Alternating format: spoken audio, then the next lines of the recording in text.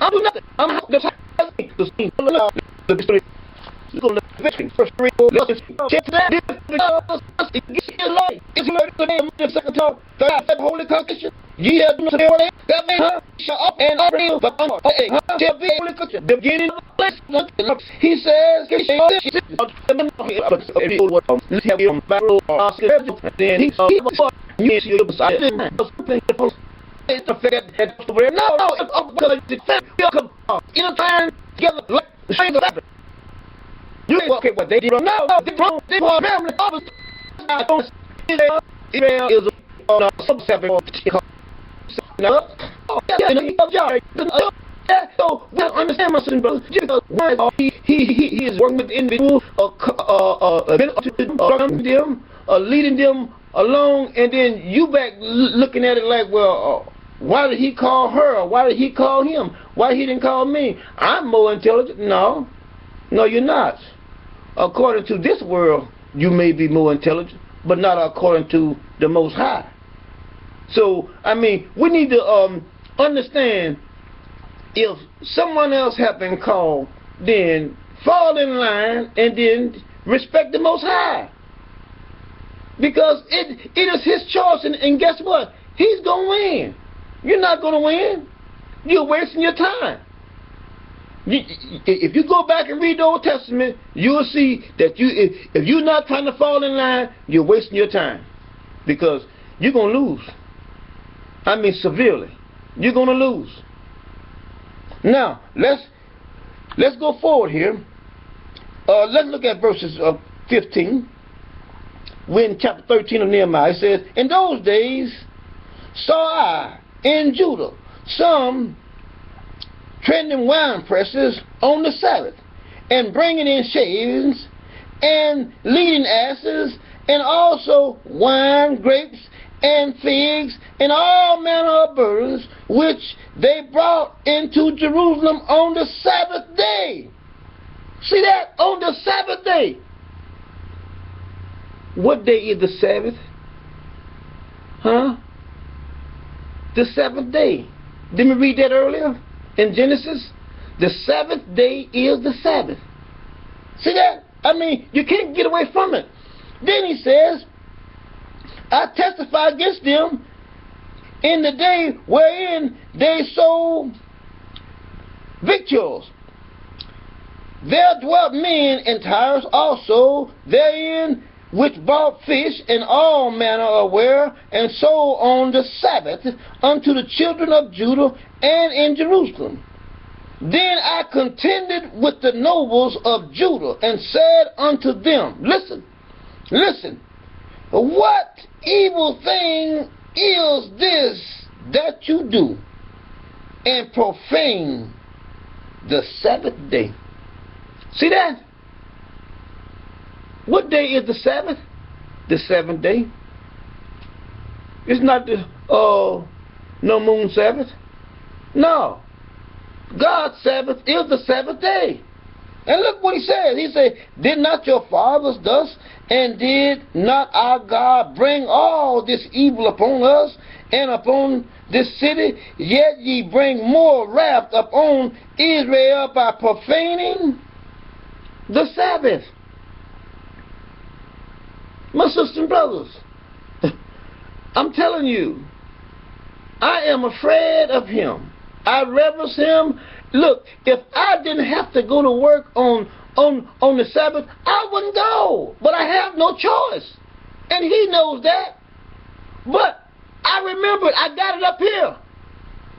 And as soon as I get off, I make a beeline to my dwelling place. Right here. At home. And I don't leave. Why? Because I am remembering his Sabbath. Now, let's look at something else here. Let us go back to Exodus 20. See, because we need to see this. We need to understand this. Exodus chapter 20.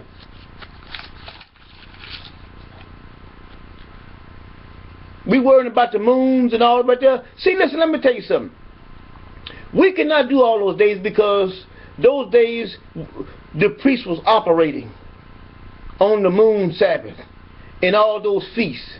If you go back and read it, there was a priest there doing the burnt offerings, doing all the burnt offerings and all that. There were a priest. We didn't have a priest now. But on the Sabbath day, he says, remember it and do no work on it. Even though we are in Egypt, you have to work because of your master and because of their customs in this hellhole that you live in.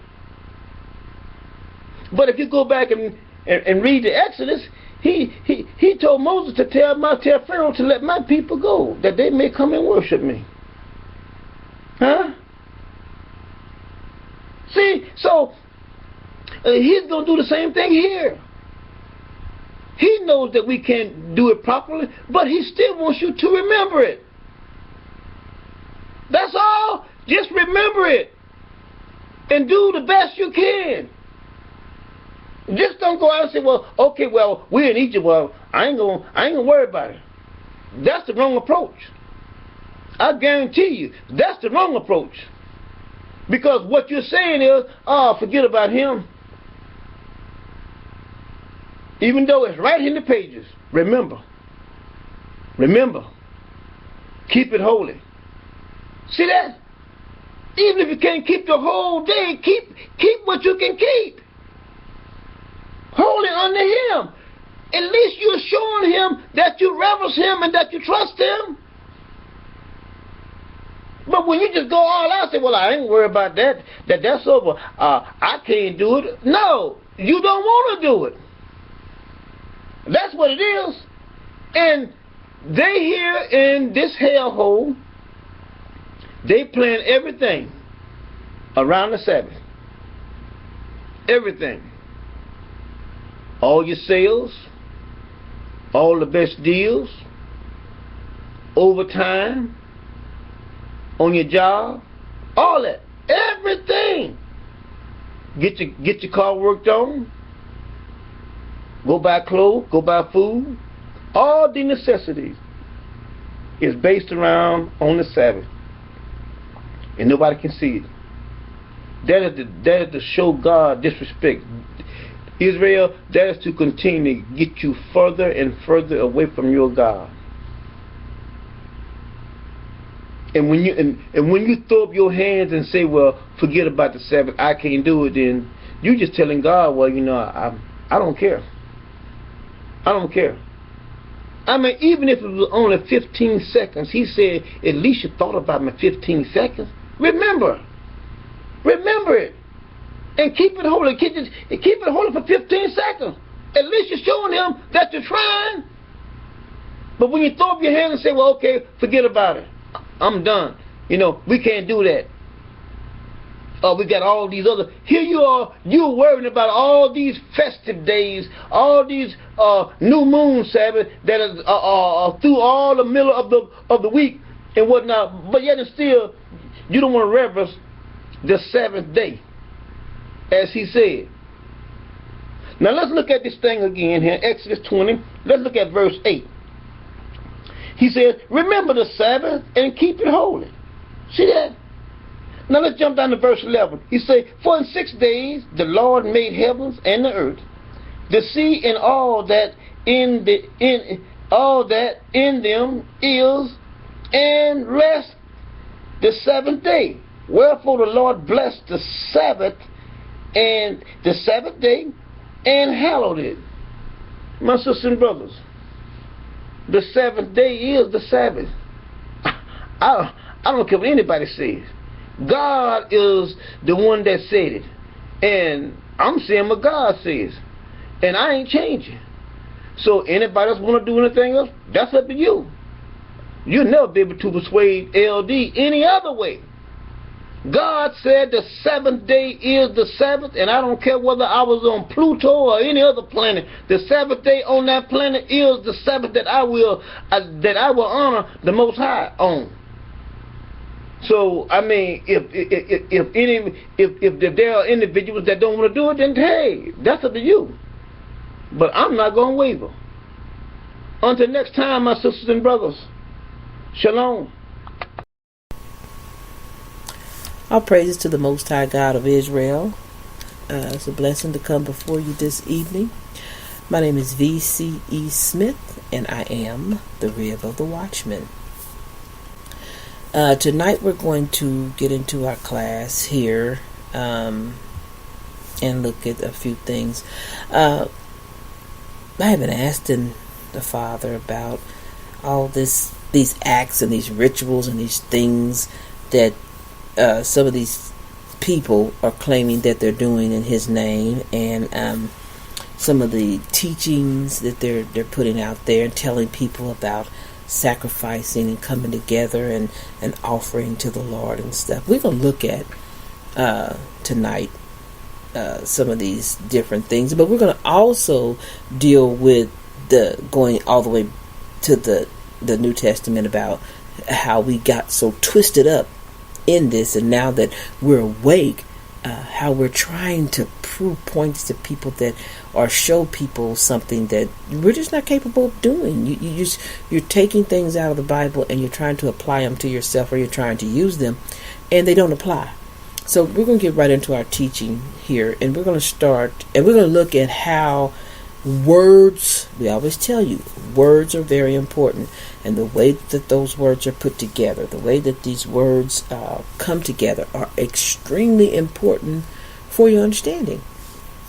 Now let's look at some of the things that were said when Jesus was being crucified, or some of the things that transpired during that time. We're going to deal with the people itself. Now, let's just put us in a setting. In a setting,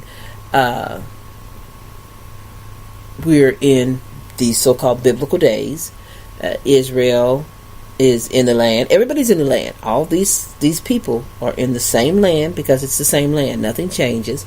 But along comes a scene. The Savior comes on the scene, born of a woman, and He is to save His people, or He is to save the people of the world, because He does indicate that He was sent to the world and to save the world and all this. But anyway, we're going to look at the wording that is used, because you're supposed to be dealing with all these people, and if you are the Son of God that's sent to deal with people, you're going to be dealing with the people that His children dealt with, or the people that are of the region in areas where God's children are. So let's just look at Exodus first. Let's start there.